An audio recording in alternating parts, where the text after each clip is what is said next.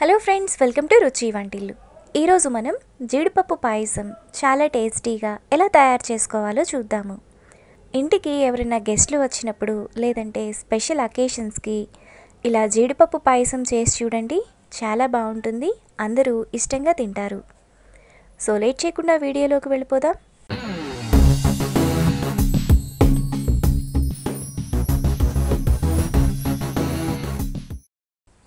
ముందుగా ప్యాన్లో 2 టేబుల్ స్పూన్ల బాదం, 2 టేబుల్ స్పూన్ల జీడిపప్పు, 2 టేబుల్ స్పూన్లు పిస్తా వేసుకొని ఫ్రై చేసుకోవాలి. డ్రై ఫ్రూట్స్ను మీడియం ఫ్లేమ్లో బాగా ఫ్రై చేసుకోవాలి.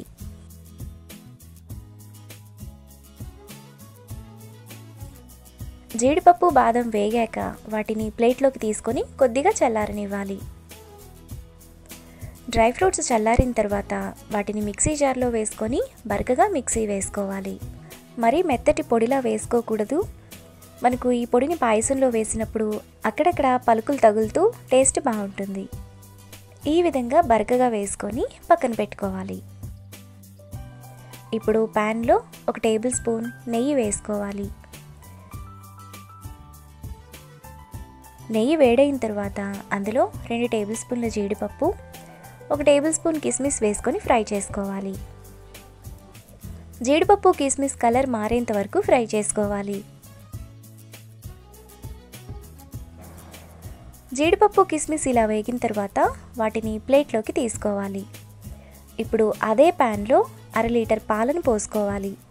మీరు ఫుల్ ఫ్యాట్ మిల్క్ అయినా తీసుకోవచ్చు, లేదంటే నార్మల్ మిల్క్ అయినా తీసుకోవచ్చు. ఇప్పుడు పాలను ఒక మరుగు రానివ్వాలి. పాలు ఇలా మరుగుతున్నప్పుడు పైన మీగడంతా కలిసేలా ఒకసారి కలుపుకోవాలి.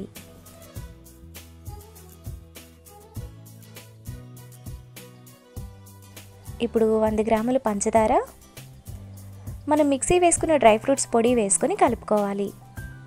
ఎక్కడా ఉండలు లేకుండా కలుపుకోవాలి.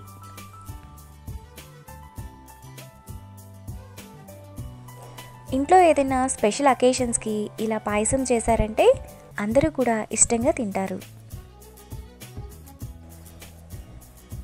ఇలా కలుపుకున్న తర్వాత 10 నిమిషాలు మీడియం ఫ్లేమ్లో మరగనివ్వాలి. 10 నిమిషాల తర్వాత పాయసం ఈ విధంగా కొంచెం చిక్కబడుతుంది.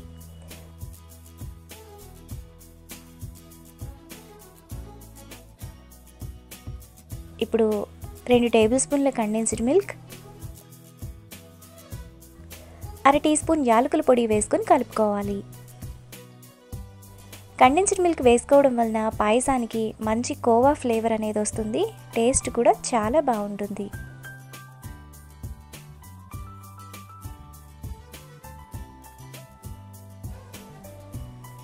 ఇలా కలుపుకున్న తర్వాత లాస్ట్లో మనం ఫ్రై చేసుకున్న డ్రై ఫ్రూట్స్ వేసుకొని కలుపుకోవాలి. ఈ పాయసాన్ని వేడిగా కన్నా కూడా కొంచెం చల్లగా సర్వ్ చేసుకుంటే బాగుంటుంది.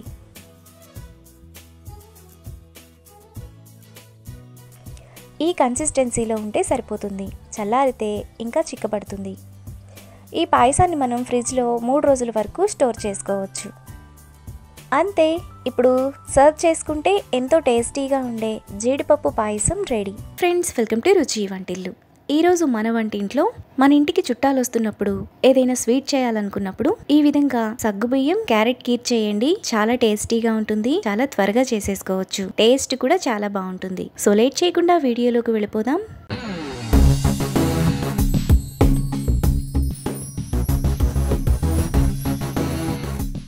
ముందుగా ఈ కీర్ చేసుకోవడానికి 1 కప్పు సగ్గుబియ్యాన్ని అరగంట సేపు నీళ్లలో నానబెట్టుకొని పక్కన పెట్టుకోవాలి.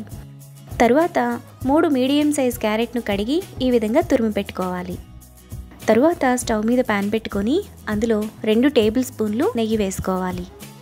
నెయ్యి వేడైన తర్వాత 2 టేబుల్ స్పూన్ల జీడిపప్పు, 1 టేబుల్ స్పూన్ కిస్మిస్ వేసుకొని మీడియం ఫ్లేమ్లో కలర్ మారేంత వరకు ఫ్రై చేసుకోవాలి.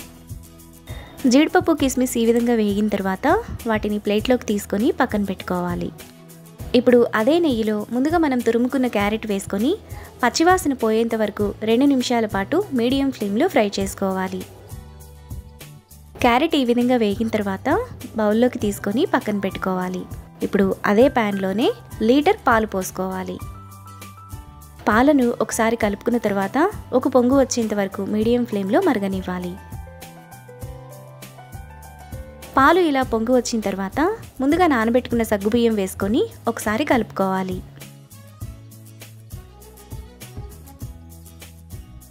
ఇలా కలుపుకున్న తర్వాత మీడియం ఫ్లేమ్లో 5 నిమిషాల పాటు ఉడకనివ్వాలి. సగ్గుబియ్యం ఈ విధంగా ఉడికిన తర్వాత అందులో ముందుగా మనం ఫ్రై చేసుకున్న క్యారెట్, 1.5 కప్పు పంచదార వేసుకొని కలుపుకోవాలి. పంచదారను మీరు తినే తీపిని బట్టి కూడా వేసుకోవచ్చు.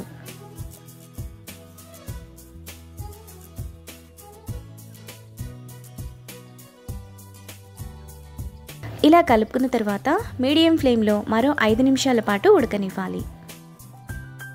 పంచదార కరిగిపోయిన తర్వాత మనకి పాయసం క్వాంటిటీ కొంచెం పెరుగుతుంది. పాయసం కూడా ఇక్కడ బాగా మరిగిపోయింది. ఇప్పుడు 1 tablespoon condensed milk, 1/2 teaspoon యాలకుల పొడి, చిటికెడు జాజికాయ పొడి కూడా వేసుకొని కలుపుకోవాలి.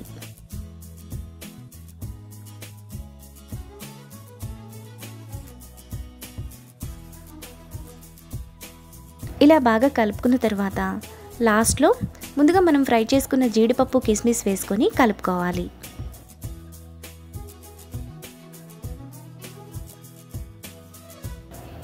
మనకు చాలా టేస్టీగా సగ్గుబియ్యం క్యారెట్ పాయసం రెడీ అయిపోయింది. ఇప్పుడు ఈ పాయసాన్ని బౌల్లోకి తీసుకొని వేడివేడిగా సర్వ్ చేసుకున్నా బాగుంటుంది, లేదంటే ఫ్రిడ్జ్లో పెట్టుకొని చల్లగా సర్వ్ చేసుకున్నా చాలా బాగుంటుంది. ఇప్పుడు ఈ పాయసాన్ని బౌల్లోకి తీసుకొని క్యారెట్ బాల్స్తో మనం గార్నిష్ చేసుకొని సర్వ్ చేసుకుంటే ఎంతో టేస్టీగా ఉండే క్యారెట్ సగ్గుబియ్యం పాయసం రెడీ. ఈ రెసిపీని మీరు కూడా ట్రై చేసి మీకు టేస్ట్ ఎలా కుదిరిందో నాకు కామెంట్స్లో షేర్ చేయండి. ఈ వీడియో కనుక మీకు నచ్చినట్లయితే లైక్ చేసి, షేర్ చేసి, సబ్స్క్రైబ్ చేయండి.